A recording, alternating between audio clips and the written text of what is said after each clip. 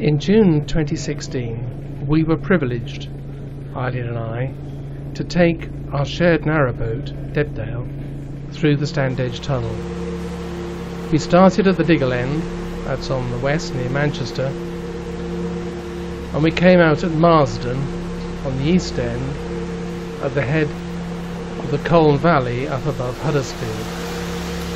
The Standedge Tunnel is the longest, deepest and highest canal tunnel in Britain, over 3 miles long, and it took us almost 2 hours continually navigating to get from one end to the other.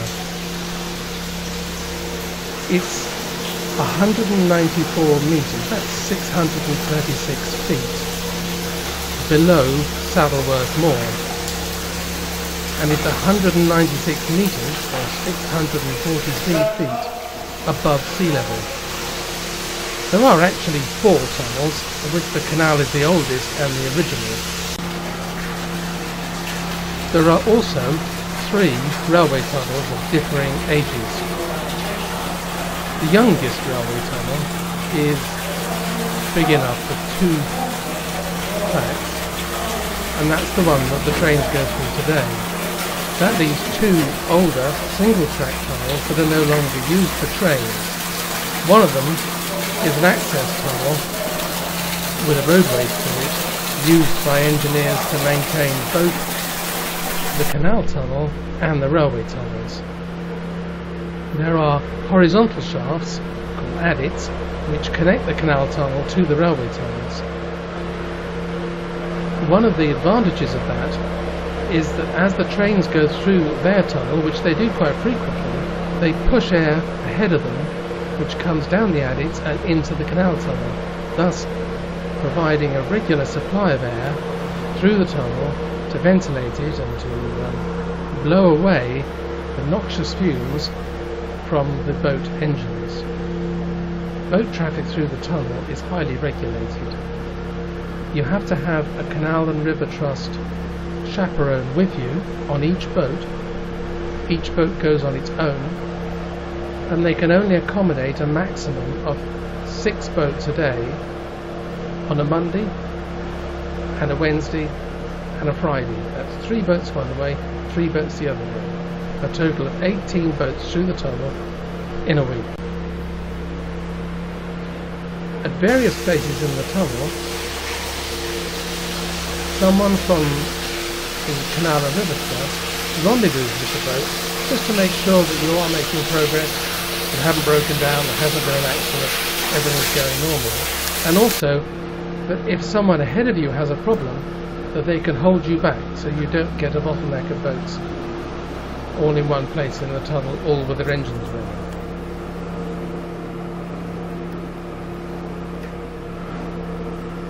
The tunnel is not perfectly straight in the way that a modern tunnel might be. It was built in sections that were separated from each other, and although they got the calculations almost correct, 1 or 2 sections did not perfectly line up with its neighbour, and there is a little wiggle in the tunnel here and there to correct for that. That means that for most of the tunnel you cannot see the way out. You'll see on quite a lot of this footage that there is a little white dot. We've just lost it here. Ah, there it comes again. That isn't the end of the tunnel. It's the tunnel light on the front of the boat reflecting off the very bows of the boat where there is what we call a dolly, a T-shaped mooring, fixing.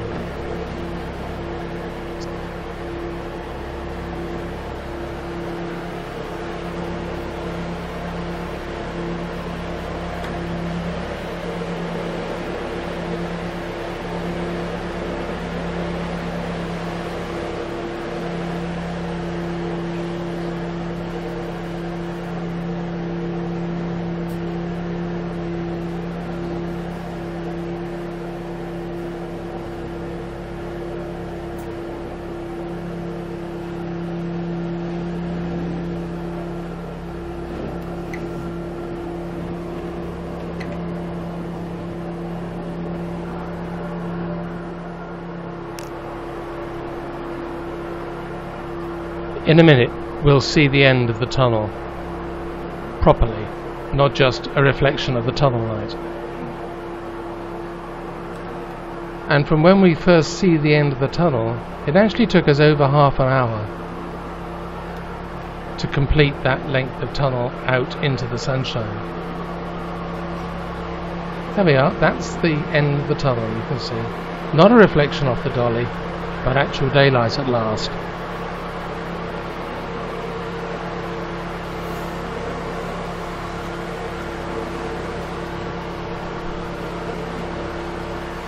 All of this footage, and most of the stills, were shot by Eileen standing at the front of the boat in the bow well deck or inside the cabin.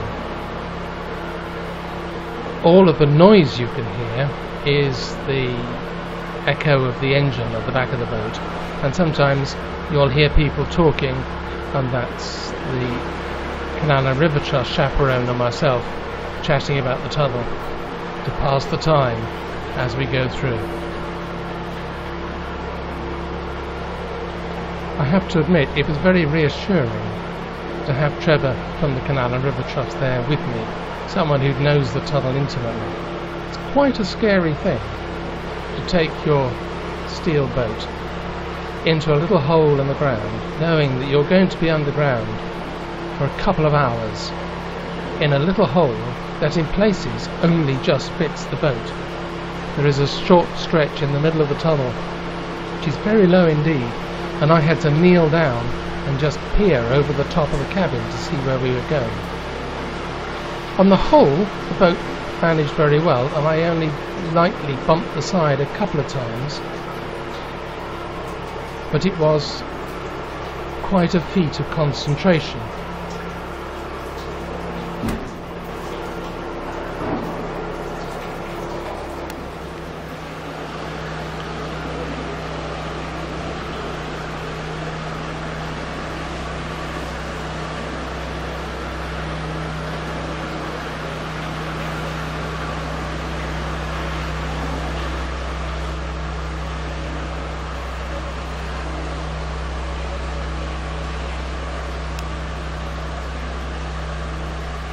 The view you're getting of the tunnel is...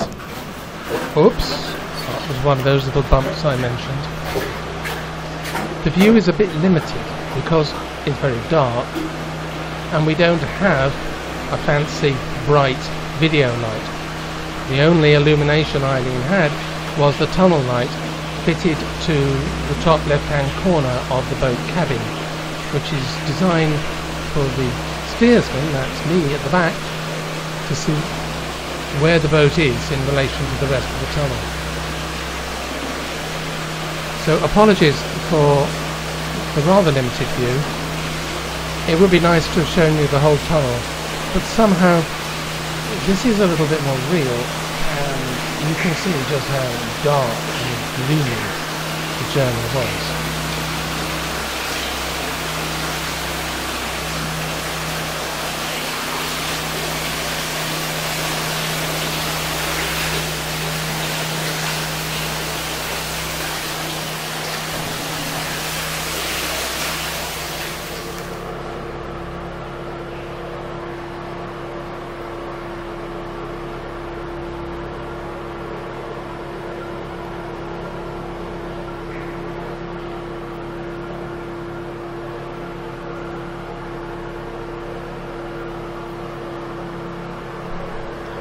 I'm afraid we don't have video of the actual exit from the tunnel, but we do have some still photographs we've taken, which I've used to create an impression of what the final end of the tunnel looks like. And that's us coming out at Marsden past the trip boat, and here we can look back towards the end of the tunnel, and you can see just how deep under the hill that tunnel actually was.